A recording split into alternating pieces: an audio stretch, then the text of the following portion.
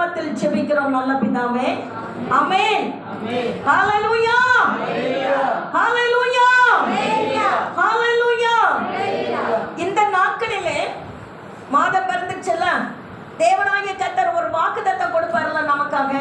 இந்த நாட்களிலே தேவன் கொடுத்த வாக்குத்தத்தம், ஜனவரி மாதம் தேவன் ஒரு வாக்குத்தத்தம் கொடுத்தார்.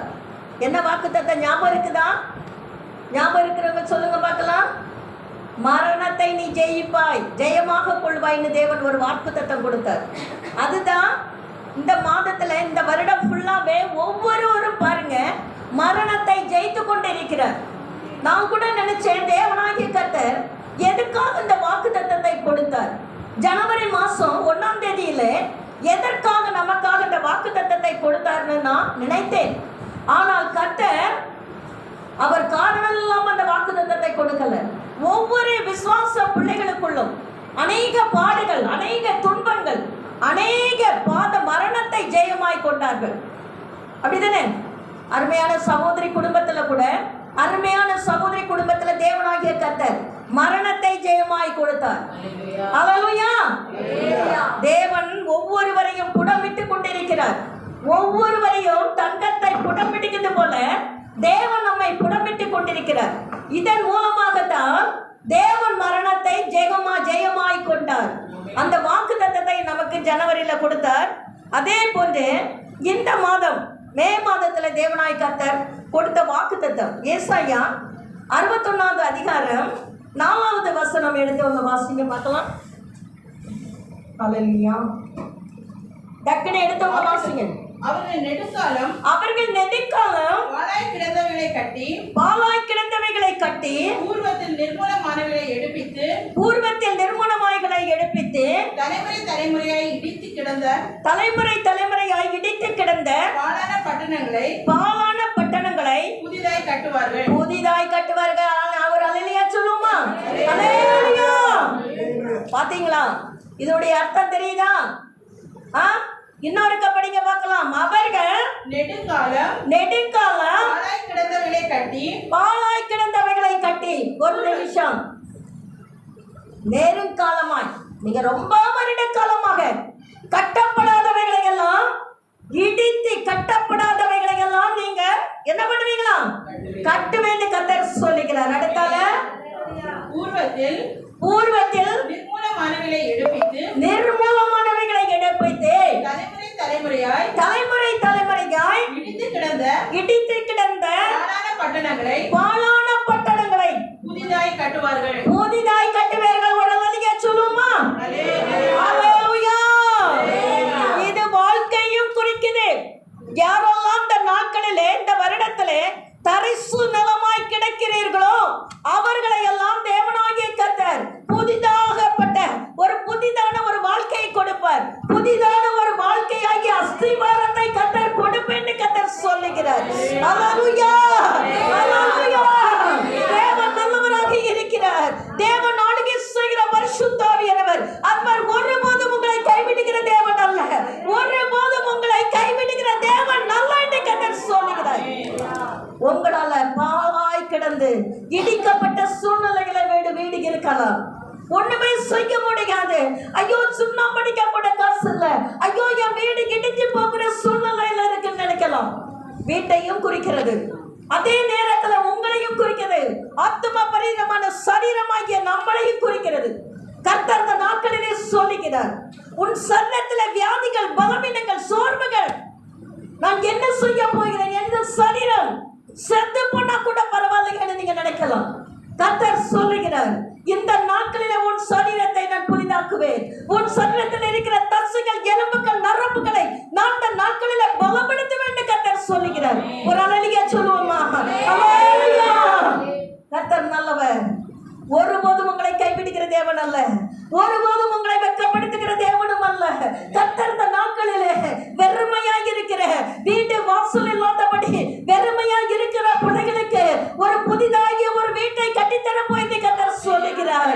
பாழாய் கிடந்து இடிக்கப்பட்ட சூழ்நிலையிலே ஒரு வீடு கட்டப்படாமல் இருக்கிற நிலங்களையும் கர்த்தர் கட்டி கொடுப்பேன் என்று கர்த்தர் சொல்லுகிறார். உங்கள் பிள்ளைகள் வாழ்க்கை இல்லாதபடி தரிசு நிலமாக இந்த நாட்களிலே இருக்கப்பட்ட சூழ்நிலைகளே இருக்கிற நேரத்தில்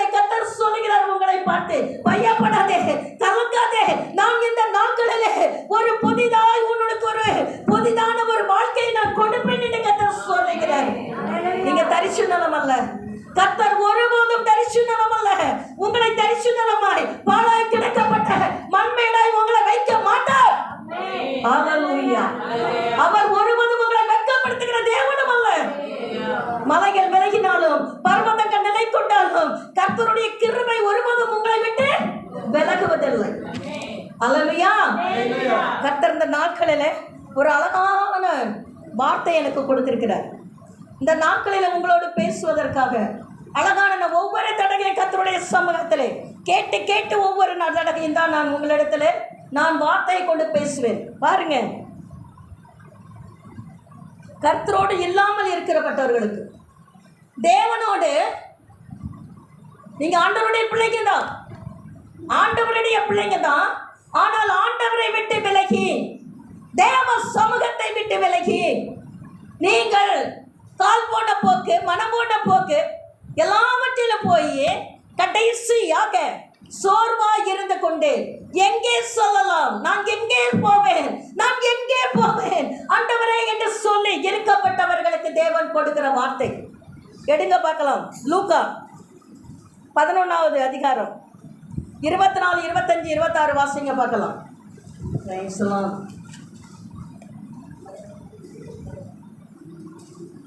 எடுத்தவங்க டக்குன்னு வாசிங்க.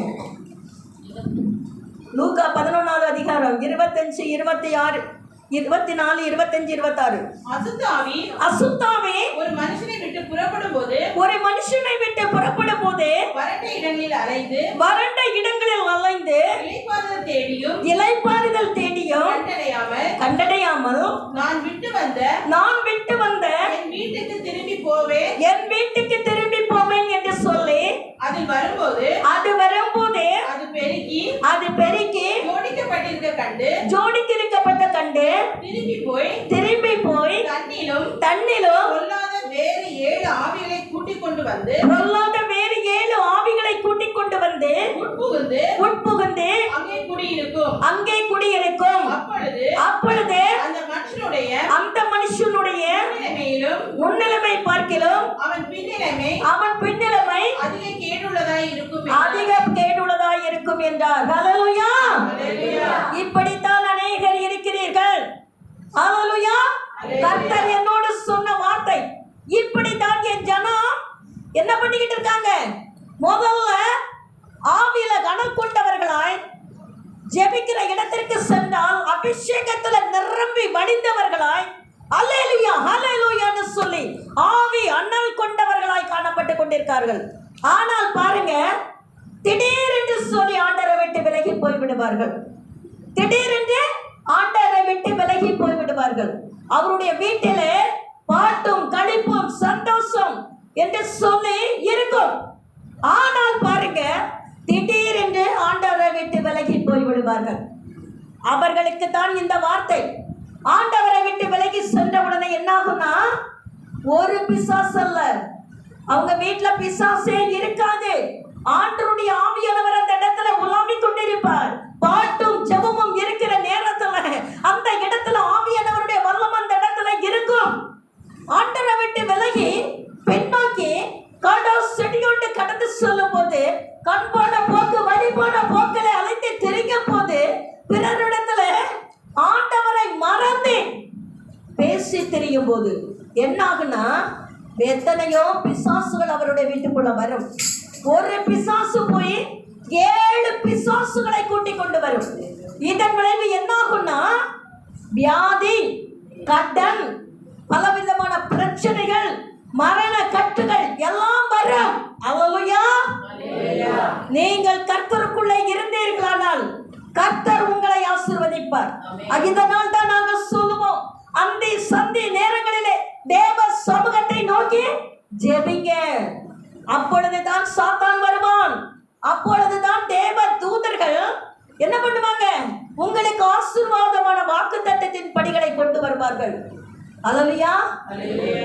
அந்த நேரத்துல சிலர் வீட்டுல பாருங்க சீரியல் ஓடும், சிலர் வீட்டுல பாருங்க சாப்பிட்டுட்டு இருப்பாங்க, சிலர் வீட்டுல பாருங்க சண்டை போட்டுட்டு இருப்பாங்க, சிலர் வீட்டுகள்ல குடித்து வெறித்து களியாட்டம் பண்ணி கொண்டு இருப்பாங்க. சாத்தா என்ன பண்ணுவான், அழகா வந்து நடு வீட்டுல வந்து உட்கார்ந்து இருப்பான். அல்லேலூயா. சாத்தான் அழகா வந்து நடு வீட்டுல உட்கார்ந்து இருப்பான், வேடிக்கை பார்த்து சிரித்து கொண்டிருப்பான். ஆகா, அழகான ஆட்கள் நமக்கு கிடைத்து விட்டது, அழகான வீடு எனக்கு கிடைத்து விட்டது, இந்த வீட்டில நான் இருந்து கொள்வேன், எனக்கு ஒரு கூட்ட ஜனத்தை நான் கூட்டிக் கொண்டு வருவேன் என்று சொல்லி வெளியே போய் செத்து போன பிசாசு, அந்த பிசாசு, இந்த பிசாசு, எல்லா பிசாசுகளையும் கூட்டிக் கொண்டு வீட்டுக்குள்ளே கூட்டிக் கொண்டு வைத்துக் கொள்ளும். அதுக்கு ஜோடி வேணும்ல, அதுக்கு கூட்டாளி வேணும்ல. இப்போ உங்களுக்கு ஒரு ஃப்ரெண்டு கிடைக்கும். இப்போ உங்களுக்கு ஒரு ஃப்ரெண்டு கிடைச்சா என்ன பண்ணுவீங்க? அந்த வீட்டு கதை, இந்த வீட்டு கதை, அந்த வீட்டு கதை, இந்த வீட்டு கதை, எல்லா வீட்டு கதைகளையும் சொல்லி உங்க ஆத்துமாக்குள்ள ஒரு சந்தோஷத்தையும் ஒரு பெருமூச்சையும் விட்டு விடுவீர்களாக. இன்னைக்கு தான் எனக்கு திருப்தியாக இருக்கிறது, இன்னைக்கு தான் எனக்கு திருப்தியாக இருக்கிறது, என்னுடைய கதைகள் அவளை பற்றி எல்லாவற்றையும் நான் சொல்லிவிட்டேன் என்று சொல்லி பெருமூச்சோடு அன்னைக்கு நிம்மதியான ஒரு உறக்கத்தை உறங்குவீர்கள். அப்படிதானே? அதே போன்றுதான் பிசாசுகளும் அவர்களுக்குன்னு ஒரு கூட்ட ஜனத்தை கூட்டிக் கொண்டு வரும். கொண்டு வந்து உங்களோட வீட்டுக்குள்ளே வந்து உட்கார்ந்து கொண்டு அநேக விதமான பிரச்சனைகளை உண்டு பண்ணும், அநேக விதமான வியாதிகளை உண்டு பண்ணும், அநேக கடன்களை தோன்று தரும். கணவன் மனைக்குள்ளே ஒற்றுமை இல்லாதபடி, சமாதானம் இல்லாதபடி என்ன பண்ண பிரச்சனைகள், சண்டை, வாக்குவாதங்கள் எல்லாவற்றையும் கொண்டு வரும். அப்ப நம்ம என்ன பண்ணணும்? ஆண்டவருக்குள்ளே ஒரே மாதிரி விசுவாசத்தோட இருக்கணும். அங்கொரு கால், இங்கொரு கால், வாய்க்காலில் ஒரு கால், சேற்றில் கால் வைத்துக் கொண்டிருந்தீங்கன்னா என்ன ஆகும்? என்ன ஆகும்? சொல்லுங்க வாயை திறந்து. உங்களுக்கு ஐயோ, வேதத்தில் அப்படிதான் போட்டிருக்கு. நிறைய இடங்கள்ல ஐயோ ஐயோ ஐயோ. ஐயோனா என்ன? ஐயோனா என்ன? ஆபத்து வரப்போகிறது, மரணம் வரப்போகிறது. அதிலிருந்து தப்பித்துக் கொள்ள வேண்டும் என்றால் ஆண்டவருடைய சத்தியத்திலே நிலைத்திருங்கள். ஆண்டவருடைய சத்தியத்திற்கு நிலைத்திருந்தால் ஆண்டவர் உங்களை விடுதலையாக்குவார், ஆண்டவர் உங்களை பாதுகாப்பார், ஆண்டவர் உங்களை அரவணைத்துக் கொள்ளுவார். ஆண்டவருடைய சமூகத்திலே ஒரு வாக்குத்தத்தத்தை கொடுக்கிறது, ஆண்டவருடைய சமூகத்திலே ஒரு விண்ணப்பத்தை வைக்கிறது. ஆண்டவரே பாருங்க, வருஷம் பிறந்துட்டா போதும் நிறைய பேர் ஜனவரி மாசம் 1ஆம் தேதி வாக்குத்தத்தம் கொடுப்பாங்க. ஆண்டவரே, என் வாக்குத்தத்தம் இல்ல, வார்த்தை, இந்த நாள் முழுசும், இந்த வருடம் முழுசும் இனிமேல் நான் டிவி பார்க்க மாட்டேன், இனிமேல் நான் சீரியல் பார்க்க மாட்டேன், ஒதுங்க மாட்டேன். பெரிய ஒரு வார்த்தைகள் ஆண்டவருடைய சமூகத்துல விசுவாசமாய் பாரிப்பார்கள். அது அந்த ஒரு வாரம் தாங்க. அந்த ஒரு வாரம் முடிஞ்சது அவங்களால இருக்கவே முடியாது. அந்த ஒரு வாரம் முடிந்த உடனே மறு வாரம் அவங்களுக்கு அப்படியே சிலவங்களுக்கு பிரைஸ் லார்ட் எல்லாரும் இங்க பாருங்க, அது குழந்தை, அதுக்கு ஒண்ணுமே தெரியாது. புரியுதுங்களா? அந்த வார்த்தைகளை ஆண்டவருடைய சமூகத்திலே விண்ணப்பமாய் வைக்கும் போது ஒரு வார்த்தை, ஒரே ஒரு வாரம் தான். அதுக்கு பிறகு அவங்களால பக்கத்து வீட்டில் டிவி சீரியல் ஓடும், அதை அவங்களால பார்க்காம இருக்க முடியாது. அந்த கதையே ஒரு மாதிரி பண்ணும். அந்த நேரத்தில் மறுபடியும் அந்த பாவத்துக்குள் விழுவார்கள்.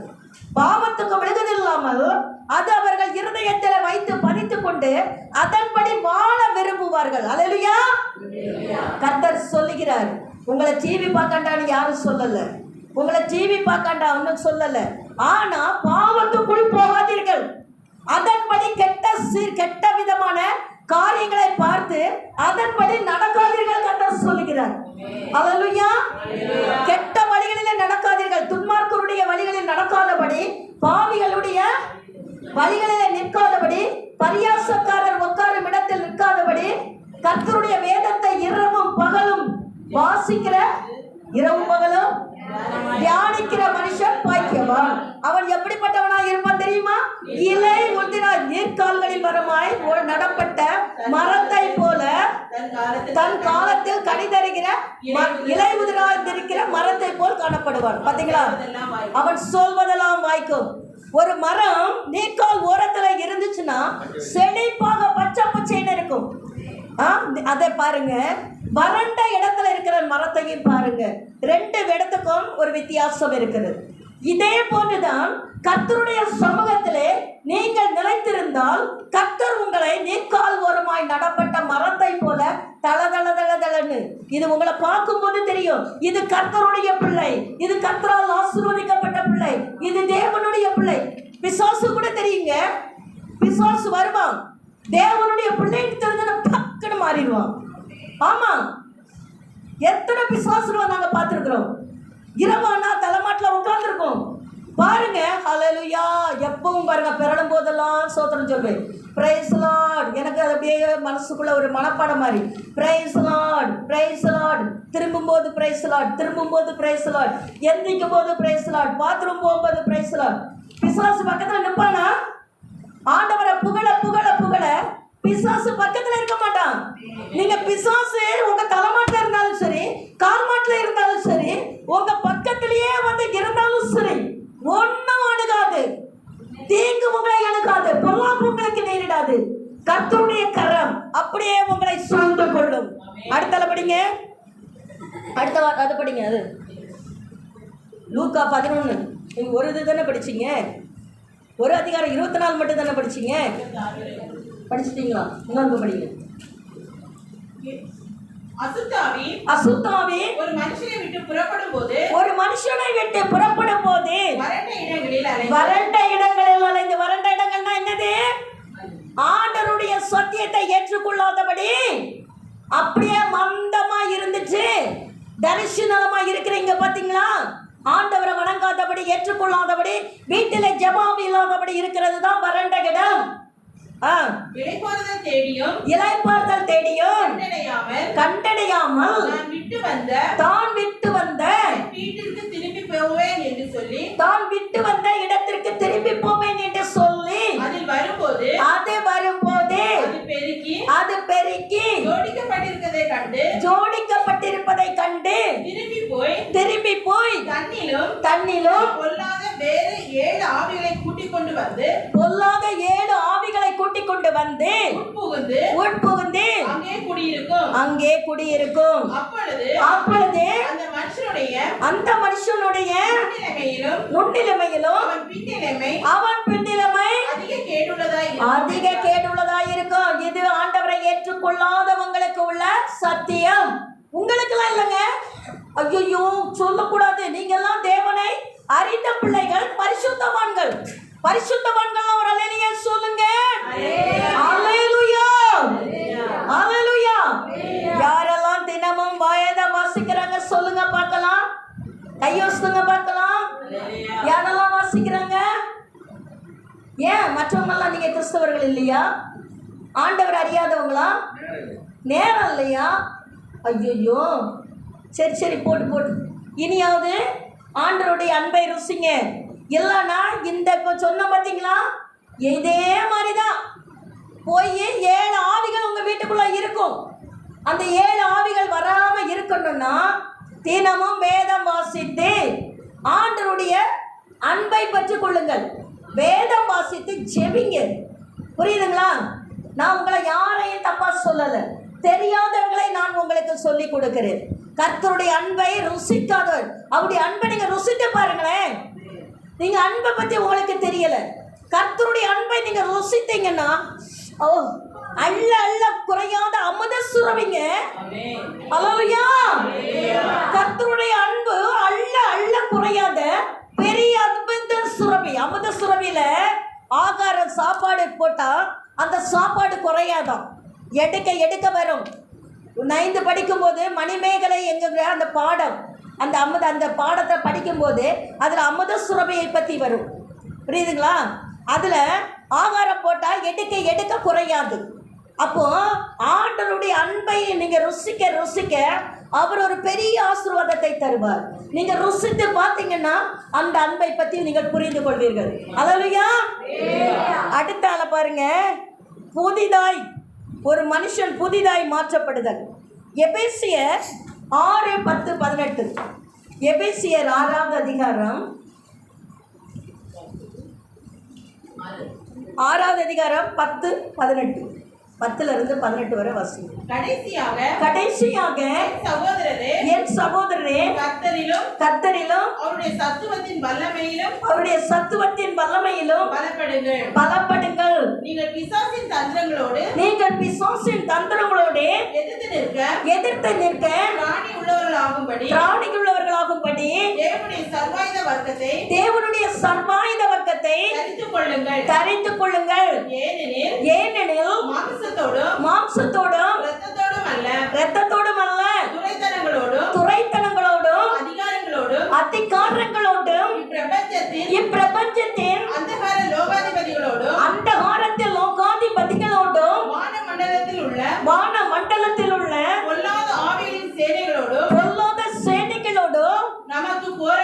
உண்டு. நமக்கு போராட்டம் உண்டு.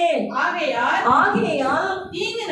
தீங்கு நாளில் அவைகளை நீங்கள் எதிர்க்கவும் சகலத்தையும் செய்து முடித்தவர்களாய் நிற்கவும்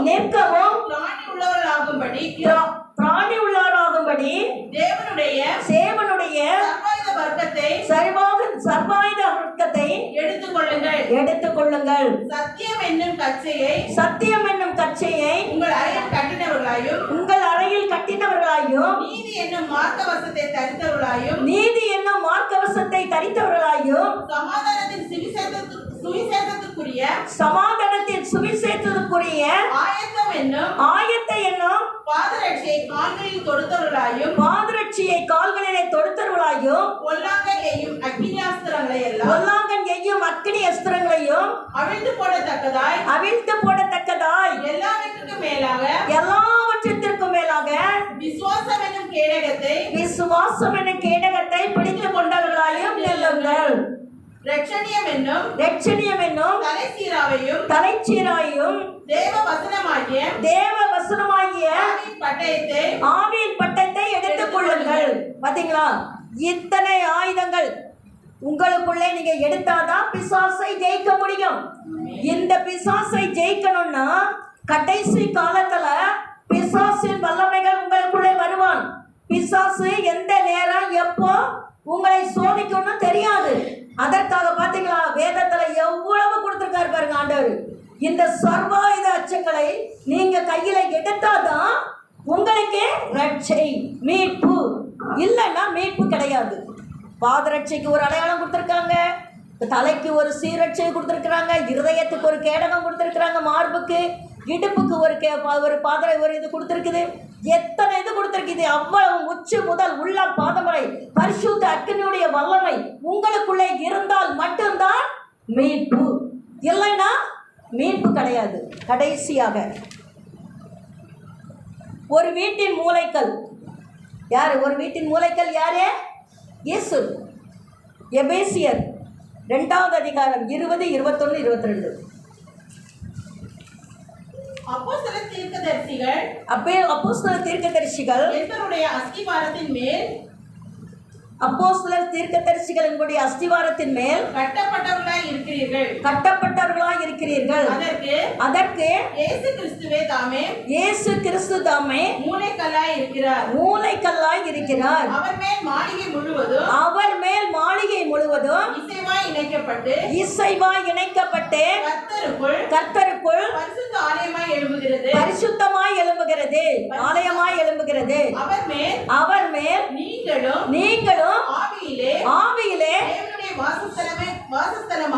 தேவனுடைய வாசஸ்தலமாக கூட்டி கட்டப்பட்டு வருகிறீர்கள். பாத்தீங்களா, ஒரு மனுஷன் ஒரு வீடு கட்டி அந்த வீட்டுக்குள்ள பிரவேசித்து அந்த வீட்டுக்குள்ள அவன் குடியிருக்கிறான்னா பாருங்க, நீங்க சும்மா தனிப்பட்ட முறையா இருந்தால் மட்டும் கூடாது. நீங்க அப்போஸ்தலர்கள் என்கிற ஊழியக்காரங்களோட உங்களுக்கு ஒரு ஐக்கியம் இருக்க வேண்டும். இயேசு என்கிற பரிசுத்த ஆவியானவருடைய ஐக்கியமும் கிருபையும் சமாதானமும் அன்பும் உங்களுக்குள்ளே இருக்க வேண்டும். அப்பொழுதுதான் உங்க வீட்டுக்குள்ளே தலையாகிய கிறிஸ்துவாகிய இயேசு உங்களுக்குள்ளே மூளைக்கல்லா இருந்து உங்களுக்கு என்ன பண்ணுவாரு? நற்கிரிகளை செய்வார், அற்புதங்களை செய்வார். இல்லாம நீங்க தனி ஒரு மனுஷியாக இருந்து எந்த ஒரு காரியத்தையும் இந்த நாட்களிலே செய்ய முடியாது. மாசம் பிறந்து முதல் மாசம் பிறந்து உங்களுக்கு முதல் வாரத்துல தேவனுடைய வார்த்தையை சொல்ல வேண்டும். ஒரு 5 நிமிஷமாவது கர்த்தருடைய வாக்குத்தத்தத்தை சொல்லி ஆண்டவருடைய வார்த்தையை சொல்லலைன்னா அது என்ன ஆகும் தெரியுமா? பாவம், இன்னொரு பக்கம் சாபம். அதனாலதான் நான் வாசத்துல ஒரு நாள் பேசுவேன், மீதி நாட்கள் முழுசும் பாஸ்டையா பேசுவாங்க. மாசத்துல ஒரு தடவை உங்களோட வாக்குத்தத்தத்தை சொல்லி ஆண்டவருடைய வார்த்தை பத்தி பேசுவேன். பாவம் எது, அநியாயம் எது, கர்த்தரோடு நீங்க இருக்கிறீங்களா, கர்த்தரோடு இல்லையா என்பதை சுட்டி காட்டி உங்களோடு கர்த்தருடைய வார்த்தைகளை வைத்து நான் பேசுவேன். பாருங்க, ஒரு வீட்டுல நீங்க தனியா இருக்கிறீங்கன்னா பாருங்க, ஆண்டவருடைய சமூகத்துல நீங்க தனியா ஒரு வீட்டுல நீங்க இருக்கிறீங்கன்னா உங்களுக்கு இரண்டாவது ஆள் யாரு? இயேசு. உங்களுக்கு துணையாளர் யாரு? இயேசு. இரண்டாவது யாரு? ஊழியக்காரர். ஊழியக்காரர்களோட நீங்க ஐக்கியம் வைத்துக் கொள்ள வேண்டும். உங்க சபை ஊழியக்காரர்களோ இல்லைன்னா வேறு நீங்க போற இடங்களுக்குள்ள ஊழியக்காரர்களோ யாராவது அப்போஸ்தலரோடு நீங்க ஐக்கியம் வைத்தால்தான் அவர்கள் உங்களுக்காக ஜெபிப்பாங்க. ஒரு எந்த ஐக்கியமே இல்லாதபடி நீங்க பேசாம இருந்தீங்கன்னா, எந்த ஒரு துணையும் இல்லாதபடி பேசாமல் இருந்தீங்கன்னா என்ன பண்ணுவான்? பிசாசு அலாக்கா வந்து அல்வா மாதிரி உங்களை சாப்பிட்டுட்டு போயிடுவான். அல்லேலூயா. திருநெல்வேலி அல்வா மாதிரி உங்களை அழகா அப்படியே அழுக்கா வாய்க்குள்ள போட்டு சாப்பிட்டு விடுவான். அல்லேலூயா. யாரே? பிசாசே. அதனால ஏதாவது ஒரு சபையோட ஐக்கியம் வைத்துக் கொள்ளுங்கள். ஏதாவது ஒரு ஊழியக்காரர்களோட ஐக்கியம் வைத்துக் கொள்ளுங்கள். ஊழியக்காரருடைய ஆலோசனைகளை கேளுங்கள். நல்லது எது கெட்டது என்று சொல்லி ஊழியக்காரருடைய ஆலோசனையை கேளுங்கள். திருப்பி என்னது? மூன்றாவது என்னது? நல்ல விசுவாசிகள் இருந்தாங்கன்னா அந்த விசுவாசிகளை உங்களுக்கு கூட்டணியாய் வைத்துக் கொள்ளுங்கள். என் நல்லது கெட்டது சொல்லுவாங்க, கூடி ஜெபிக்கலாம்னு ஆலோசனை சொல்லுவாங்க. ஏதாவது ஒரு காரணம், நன்மைகள் கெட்டது உங்களுக்கு ஏதாவது வரப்போகுதுன்னா அந்த விசுவாசிகள் உங்களுக்கு ஆண்டவருடைய பிள்ளைகளாக இருந்தால் உங்களுக்கு நல்ல ஆலோசனைகளை சொல்லி கொடுப்பார்கள். அல்லேலூயா. நல்ல ஆலோசனை சொல்வாருங்க. வேற ஏதாவது ஆண்டவருக்கு பிரியமில்லாத காரியத்தை சொன்னால் ஏற்றுக்கொள்ளாதீர்கள். ஆண்டவருக்கு பிரியமுள்ள காரியத்தை உங்களுக்கு சொன்னால் அதை ஏற்றுக்கொள்ளுங்கள். கர்த்தர் உங்களோடு கூட இருந்து கிரியை செய்வார். இந்த நாட்களிலே நான் என்னெல்லாம் பத்தி பார்த்தேன்? 3 வார்த்தை தான், 3 காரியத்தை தான் நான் சொல்றேன். பாருங்க, கர்த்தரோடு இல்லாமல் இருந்தால் எப்படி இருக்கும்? பேய், பிசாசு, போராட்டம், பில்லி சூனியம், மாந்திரிக கட்டு எல்லாம் வரும். கடன் தொல்லை எல்லாம் வரும். மனைவிக்குள்ள சமாதானம் இல்லை, சந்தோஷம் இல்லை, கணவன் மனைவிக்குள்ள எல்லாம் வரும். ரெண்டாவது பாருங்க, புதிதாய் ஒரு மாற்றம். உங்களுக்குள்ள ஒரு புதிதாய் மாற்றம் என்னன்னா, நீங்க ஆண்டவரோட இருந்து அவருடைய அன்புல அவருடைய கரத்துக்குள்ள அடங்கி இருந்தீங்கன்னா அவர் ஒரு பெரிய அற்புதங்களை செய்வார். மூன்றாவது பாருங்க, கிறிஸ்து இயேசுவை தலைக்கல்லாய் மூளைக்கல்லாய் நீங்க ஏற்றுக்கொள்ளுங்க. அடுத்தபடியாக என்ன பண்ணுங்க? நல்ல ஆலோசனை பண்ணுறதுக்கு நல்ல ஊழியக்காரர்களை தெரிந்து கொள்ளுங்கள். நல்லது கெட்டதுன்னு உங்களுக்கு சொல்லி கொடுப்பார்கள். அவ்வளவுதான் இந்த நாட்களிலே கர்த்தரோடு உங்களோடு கூட பேசிய வார்த்தைகள். கர்த்தருக்கு நன்றி. தேவன் இந்த நாட்களிலே உங்களோடு கூட பேசியிருக்கிறார். நீங்கள் கர்த்தருக்குள்ள இருந்தீங்கன்னா ஆசீர்வாதத்தை பெற்றுக்கொள்வீர்கள், மரணத்தை ஜெயமாய் கொள்வீர்கள். அல்லேலூயா. அல்லேலூயா. ஹல்லேலூயா. அல்லேலூயா. ஹல்லேலூயான்னு எதுக்கு சொல்றோம்னா, நீங்க எவ்வளவு நீங்க அல்லேலூயா அல்லேலூயான்னு சொல்றீங்களோ அவ்வளவு உங்களுடைய சரீரத்தில் இருக்கின்ற சில கெட்ட ஆத்மாக்கள் வெளியேறும். ரெண்டாவது, நீங்கள் அல்லேலூயா அல்லேலூயான்னு சொல்லும் பொழுது உங்களுடைய வீட்டில் இருக்கின்ற சில கெட்ட ஆவிகள் வெளியேறும். அப்போ வீடு எப்படி இருக்குன்னா, நல்லா அப்படியே ஒரு ஒளிப்பாக இருக்கும். ஒரு வீடுன்னா எப்படி இருக்கணும்? ஒரு ஆசீர்வதிக்கப்பட்ட வீடாக இருக்கணும். அதுதான் வீடு. நீங்கள் எல்லா இடமும் சுற்றிட்டு போவீங்க. வீட்டுக்கு போனவொடனே, வீட்டுக்கிட்ட போனவொடனே ஐயோ வீட்டுக்கு போகிறோமே இன்றைக்கி என்ன நடக்கும் ஏது நடக்கும்னு நினைக்கிறோம். அதுக்கு பேர் வீடு இல்லை, சுடுகாடு. வீடுனா எப்படி இருக்கணும்? ஒரு ஆசீர்வதிக்கப்பட்ட வீடாக இருக்க வேண்டும். அப்படி இல்லாதபடி இன்னைக்கு வீட்டுக்கு போகிறோம், வீட்டில் இன்றைக்கி என்ன நடக்க போதோ, இன்றைக்கி யார் வர போகிறாங்களோ ஒன்றுமே புரியலையே அப்படின்னு சொல்லிட்டு கிட்ட அந்த பஸ்ஸுலேயோ நீங்கள் வாகனத்துலேயோ போகும்பொழுது இந்த கிட்ட வர என்ன ஒன்றா ஒரு வயிற்று அப்படியே கலக்கும், ஒரு மாதிரி இருக்கும். அப்படி யாருக்காக இருக்கா? வயிற்று கலக்குதா? அது மாதிரி இருக்கும். அப்போ வீட்டில் எப்படி இருக்கணும்? ஆண்டவர் வாசம் செய்ய வேண்டும்.